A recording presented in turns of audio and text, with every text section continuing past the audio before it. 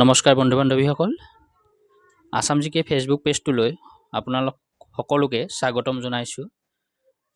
আজি লৈ আহিছোঁ কেইটামান সাধাৰণ জ্ঞানৰ প্ৰশ্ন উত্তৰ। বলকচোন ভিডিঅ'টো আৰম্ভ কৰোঁ। আজিৰ প্ৰশ্নটো হৈছে, পৃথিৱীৰ পৰা সূৰ্যৰ দূৰত্ব কিমান? ইয়াৰ উত্তৰটো হৈছে 14.96 কোটি মিটাৰ। পৃথিৱীৰ পৰা সূৰ্যৰ দূৰত্ব 14.96 কোটি মিটাৰ।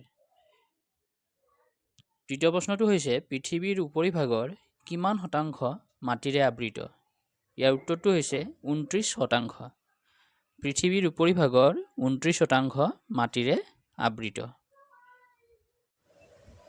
3 নম্বৰ প্ৰশ্নটো হৈছে, কোন দুটা গ্ৰহৰ উপগ্ৰহ নাই?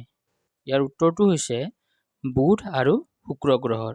বুধ আৰু শুক্ৰ গ্ৰহৰ উপগ্ৰহ নাই।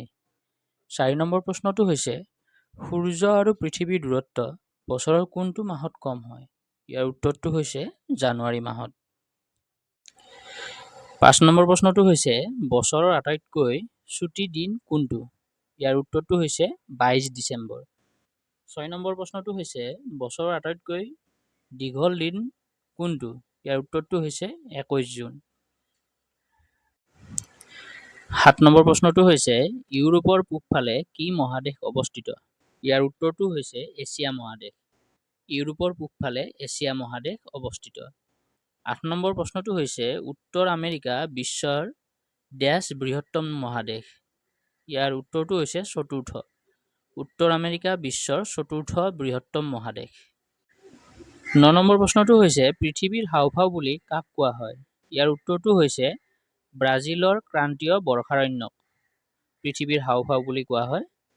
10 নম্বৰ প্ৰশ্নটো হৈছে, কালাহাৰী মৰুভূমি ক'ত আছে?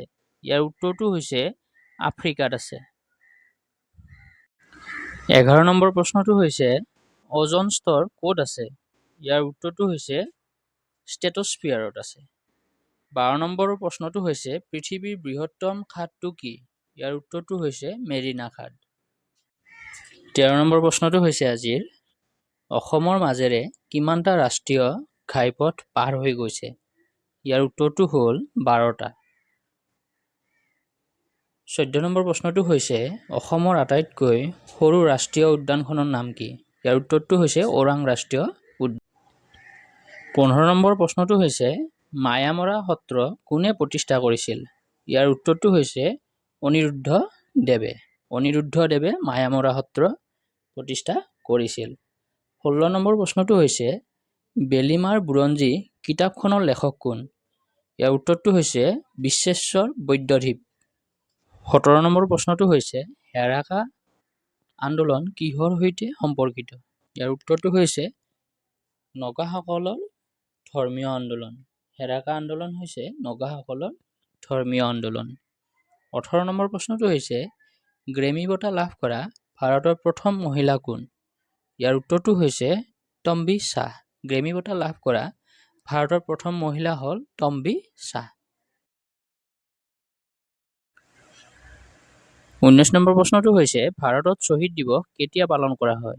ইয়াৰ উত্তৰটো হৈছে 30 জানুৱাৰী। 30 জানুৱাৰী তাৰিখে ভাৰতত শ্বহীদ দিৱস পালন কৰা হয়। 20 নম্বৰ প্ৰশ্নটো হৈছে, আন্তঃৰাষ্ট্ৰীয় নাৰী দিৱস কেতিয়া পালন কৰা হয়? ইয়াৰ শুদ্ধ উত্তৰটো হৈছে 8 মাৰ্চ। 8 মাৰ্চ তাৰিখে আন্তঃৰাষ্ট্ৰীয় নাৰী দিৱস পালন কৰা হয়। ধন্যবাদ।